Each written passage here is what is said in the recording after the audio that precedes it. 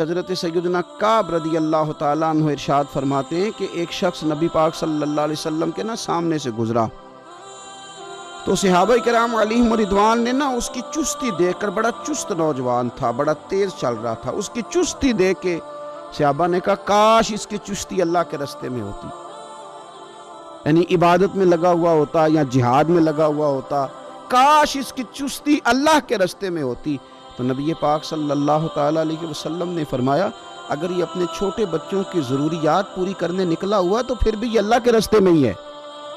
اور فرمایا اگر یہ شخص اپنے بوڑھے والدین کی خدمت کے لیے نکلا ہوا ہے پھر بھی اللہ ہی کے راستے میں ہے، یعنی اگر رزق کما کے بچوں کا پیٹ پالتا ہے پھر بھی رب ہی کا راستہ ہے، اور اگر یہ رزق کما کے بوڑھے ماں باپ کی خدمت کرتا ہے تو یہ راستہ بھی اللہ ہی کا راستہ ہے۔ اور نبی پاک صلی اللہ تعالیٰ علیہ وسلم نے فرمایا اگر یہ اپنے آپ کو سوال سے بچانے کے لیے یہ کام کر رہا ہے، یعنی مجھے کسی کے آگے ہاتھ نہ پھیلانا پڑے، تو پھر بھی یہ اللہ ہی کے راستے میں ہے۔ ہاں اگر یہ ریاکاری کے طور پر، فخر کے طور پر یہ کام کر رہا ہے تو پھر یہ شیطان کی راہ میں۔ اگر صرف اس لیے مال جمع کر رہا ہے کہ میں ذرا لوگوں کو پتہ چل جائے بڑا مالدار ہوں، میرا بعض لوگوں کے اوپر ذہن ہوتا ہے آگے بڑھنے کا، شوق ہوتا ہے بلا وجہ چیزوں کو جمع کرنے کا، فخر بتانے کا، ریاکاری کرنے کا، فرمایا اگر ریاکاری کے ارادے سے ہے تو پھر یہ شیطان کے راستے میں ہے، اور اگر یہ بوڑھے ماں باپ کے لیے رزق کما رہا ہے، چھوٹے بچوں کے لیے کما رہا ہے، اپنے آپ کو سوال سے بچانے کے لیے کما رہا ہے تو پھر یہ اللہ ہی کے راستے میں، پھر یہ جہاد ہی کر رہا ہے، پھر یہ عبادت ہی میں مشغول ہے، یہ اللہ ہی کے راستے میں۔ رسول کریم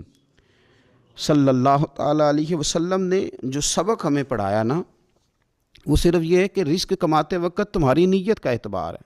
تمہارا ارادہ کیا تھا، رزق کماتے وقت ارادہ کیا تھا۔ بہت بڑے بنگلے بنانے کا ارادہ تھا، جائیدادیں جمع کرنے کا ارادہ تھا، بعض رشتہ داروں کو نیچا دکھانے کا ارادہ تھا، بلا وجہ ڈینگے مارنے کا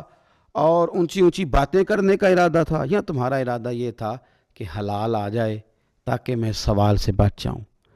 تاکہ مجھے کسی کے سامنے ہاتھ نہ پھیلانا پڑے۔ یہ حدیث ہمیں صحیح بخاری میں ملتی ہے، نبی پاک صلی اللہ تعالیٰ علیہ وسلم نے فرمایا بے شک مال بڑا سرسبز ہے اور بڑا میٹھا ہے،